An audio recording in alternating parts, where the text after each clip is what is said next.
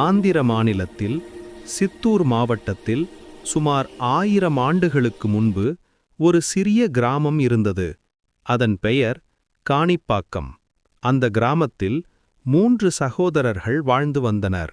ஒருவர் குருடர், ஒருவர் செவிடர், மற்றொருவர் வாய் பேசாதவர். உடலில் குறைகள் இருந்தாலும் உள்ளத்தில் உழைப்பு இருந்தது. தங்களின் விவசாய நிலத்திற்கு நீர்ப்பாசனம் செய்ய அவர்கள் ஒரு கிணறு தோண்ட முடிவு செய்தனர். ஒருநாள் கிணறு தோண்டிக் கொண்டிருந்தபோது அவர்களின் கடப்பாரை ஏதோ ஒன்றில் பலமாகப் பட்டது. அடுத்த நொடி பூமியிலிருந்து இரத்தம் கசியத் தொடங்கியது. அதிர்ச்சியில் 3 பேரும் திகைத்து நின்றனர்.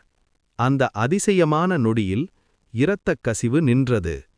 அதே நேரத்தில் கண் திறந்தது குருடனாக இருந்தவனுக்கு, கேட்கத் தொடங்கியது செவிடனுக்கு, வாய் பேசாதவன் பேச ஆரம்பித்தான். இது ஒரு சாதாரண நிகழ்வு அல்ல, இது இறை அதிசயம். இந்த செய்தி முழு கிராமத்திற்கும் பரவியது. மக்கள் அனைவரும் அந்த இடத்திற்கு வந்து பார்த்தனர். அங்கே கிணற்றுக்குள் தண்ணீரில் மூழ்கிய நிலையில் ஒரு சுயம்பு விநாயகர் சிலை தானாகவே வெளிப்பட்டிருந்தது. அந்த விநாயகர் இன்றும் முழுவதுமாக வெளியில் வரவில்லை. தண்ணீருக்குள் அமர்ந்தவாறே அருள் பாலித்து வருகிறார். அந்த நாளிலிருந்து அந்த சுயம்பு மூர்த்தி வரசித்தி விநாயகர் என்று வணங்கப்படுகிறார். பக்தர்களின் வேண்டுதல்களை நிறைவேற்றும் வரம் அருளும் விநாயகர் என்பதே வரசித்தியின் அர்த்தம். வரலாற்றுப் பதிவு சொல்லுகிறது, இந்த கோவில் 11ஆம் நூற்றாண்டில் சோழ மன்னர் குலோத்துங்கச் சோழன் முதல் தொடங்கப்பட்டது. பின்னர் விஜயநகர பேரரசர்கள் இந்த கோவிலை விரிவுபடுத்தி அர்த்தமண்டபம், மகாமண்டபம் ஆகியவற்றை கட்டினார்கள்.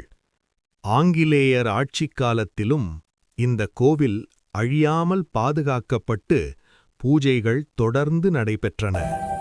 இன்றும் காணிப்பாக்கம் வரசித்தி விநாயகர் கோவிலில் கிணற்று தீர்த்தமே பிரசாதமாக வழங்கப்படுகிறது.